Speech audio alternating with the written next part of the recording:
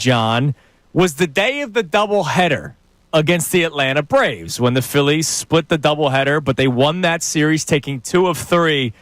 And then all hell broke loose. So because we haven't had a chance to talk to Kevin, let's go down memory lane and see how Kevin Negandhi is currently feeling about the Philadelphia Phillies when they then got swept by the Brewers, dropped 2 of 3 to the Blue Jays, and then got swept by the Pirates. Thank God for that series that just finished, Kevin. Against a very good Cubs team. Yep. I mean, a very good Cubs team. And it seemed like it came full circle, fellas, with Wheeler, set the tone in that first game. So it's the same storyline, right? I think you guys have heard the themes. I'm sure you guys have talked about it. The guys that, the middle-of-the-road guys that they didn't address in the offseason and they brought back, the Stotts, the Marshes, the Bohms of the world, are they carrying their weight? And that has been the big storyline, especially when you see guys like Schwarber that it's still consistent. Trey has his flashes. Harper is still, battling back. That wrist injury is a concern. So, can they hold their own weight? Now, Luzardo's stuff is promising because it felt like adjustments were made, maybe tipping pitches in those 2 starts. That's a promising sign that we saw, because I was more concerned about the wear and tear after the experience with the Marlins, and does he have the ability to go all season? But and another story too, the bullpen, the major issues that they never addressed in the off season, they continue to haunt the team, especially when they hit the skids. I can tell you, Kevin, right now too with this team is it seemed like there was a malaise. I don't know if it's an energy malaise, a lethargy about them. And a lot of times people are like, well, it's a long season. It's just these things go that way. But I expect to see energy out of people at work. I don't know. To me, I expect to see people with a little bit of fire. John, I completely get that. I also, as you know, it's 162 games. You're going to have some dog days. It is when you're compounding it in multiple series. That, to me, is the concern, right? Where there's no excuse what they did offensively against the Pirates. And I know Skeens is one game, but the others, come on, just no excuse. So that's the stuff. A series against the Pirates, the way they play, that's what concerns me, because that malaise is something that we've seen before, right? Where they're going through the motions and you hear the same themes, that everybody's trying too hard. I don't know. It is the same playback over and over again. They've got to snap out of these little ruts where it seems like no one can hit for 2 straight weeks, no matter who they're playing. I can't explain it. It's been hovering over the team for quite some time. And when you don't have the energy of the guy that brings it out all the time in Harper, everybody else has to step up. There's a certain way of being a professional. We've seen it before, but you still can have some energy, like you mentioned, especially against a Pirates team that's just not good. Kevin, I'm curious. We had a conversation right before this past segment, before you came on, and I'm excited for your perspective because you work in the national media and you are also a sports fan. At what point do people start paying attention to greatness when it's not their team that they root for? We got into a conversation about Aaron Judge last segment, and this guy's hitting close to 400. He's got 25 bombs. I would love to get every chance I could to watch at-bats of his. At what point do you think people start paying attention to greatness? Either it's an at-bat or I know this guy's on TV, I need to watch it. It's an interesting question you're posing, because especially in baseball and with Judge's experience. So, the other night, obviously that bomb that he hit the left, and you're just like, that thing is still in the air against the Royals, and he's batting 396, and you're like, holy cow, it's mid-June, and the dude's batting 396. That's when you're like, I'm excited. And then I was actually reminded by a Yankee fan. They're like, yeah, that's great. What are you going to do in October? and to be honest with you, that kind of summed up, I think, the approach and malaise that you have sometimes when you watch Aaron Judge with Yankee fans, where it's like, hey, it's great. Yeah, well, what are you going to do in October? Because the numbers suggest a completely different story.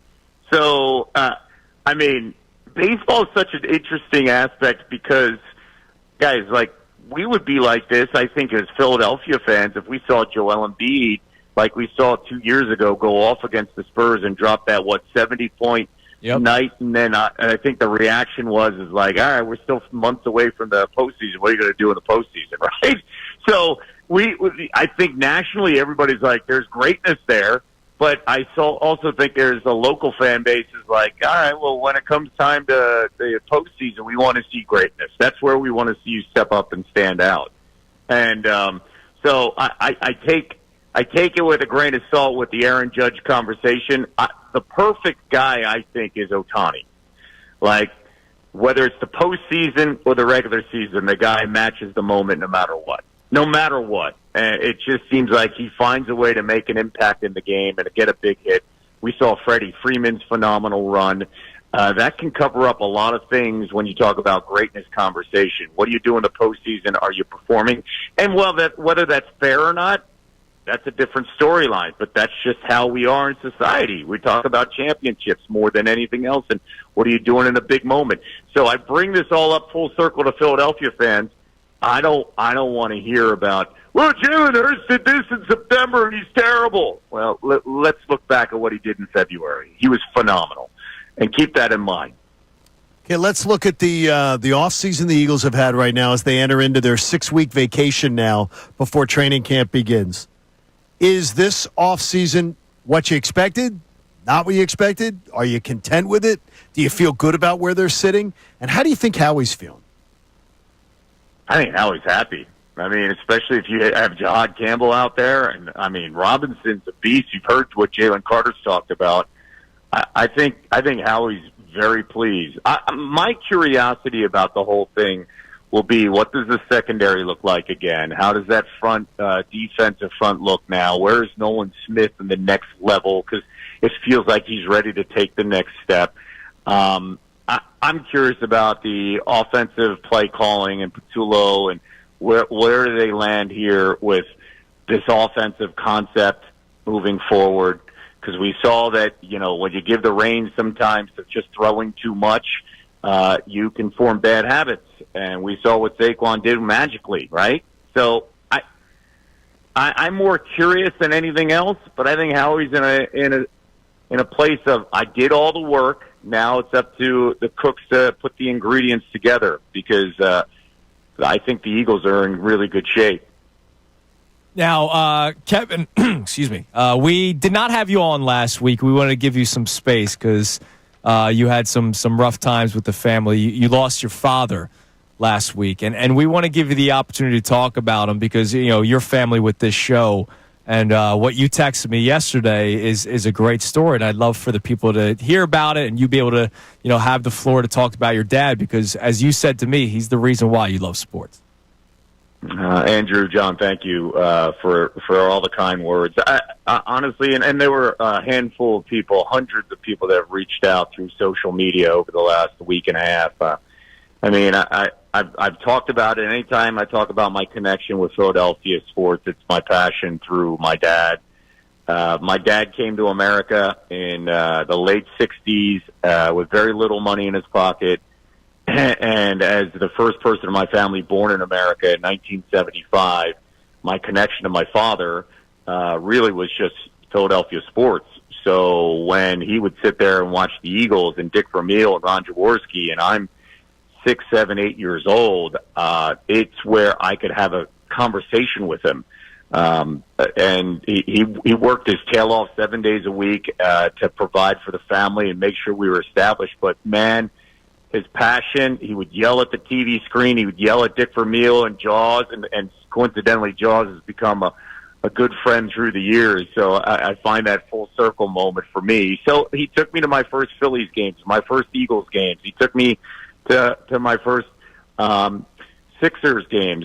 So to me, my love for Philadelphia sports shines because of him and the spark that we had. I love that I could talk to him and educate him about, hey, don't get mad at Ron Jaworski. He did this. Don't get mad about Dick Vermeil. We did this. And, I could explain some nuance to him while he yelled at the TV. It's kind of like if you watch Silver Linings Playbook, you know, the relationship with Yes. De Niro and his son, Bradley Cooper, and how you identify that Sundays are football for all of us in our family.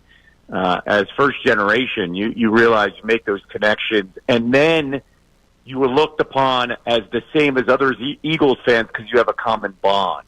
And I had that common bond with my dad as the, you know, American kid with Indian roots with my father. So, you know, he was in town in November, and he went back to India after, you know, spending some time here in Phoenixville in the area. And we were all in Eagles gear, and every time we talked, it was, what's the update on the Eagles? When they won the Super Bowl, me and my brother called them, you know, what's going on with the Phillies? What's going on with the Sixers? I don't understand, you know, because he lived in India and he's trying to, you know, grab all the information. So it was just, it's the thread and the common bond that I think many generations have in that town that we can't explain. In certain cities, they get it. Chicago, New York, you know, maybe, you know, you could make the case, of course, in Boston.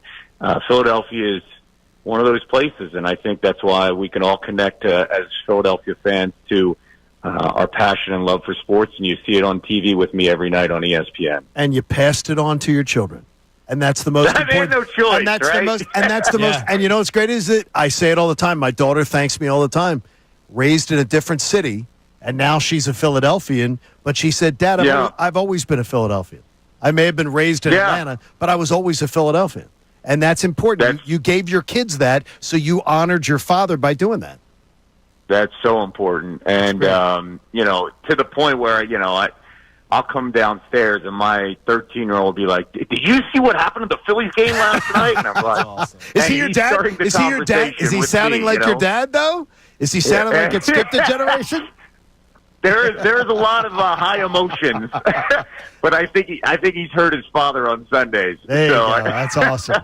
I'm sure that helps. Now, Kev, we were thinking about you last week, Thanks, man. Kev. And, good to have you back on. Always love having you all, man. You know, stay strong, and we'll talk to you next week. Appreciate you, fellas. And by the way, I just want to pass on a message to many people that listen. Thank you to all the people that reached out. It means a hell of a lot. Like, words can't describe what it's like being a son and a connection that you have with your father. And he lived a very good life, and I was lucky to be his son. So thank you, guys. Of course. You're the man, Kev. We Thanks, appreciate Kev. it. We'll talk to you next week. Take care, buddy. Everybody, thank you so much for being a part of our journey on a daily basis, watching here on YouTube. Please like and subscribe. We always appreciate you doing that because it makes our jobs a lot better when the bosses are happy. So thank you very much, and keep on watching.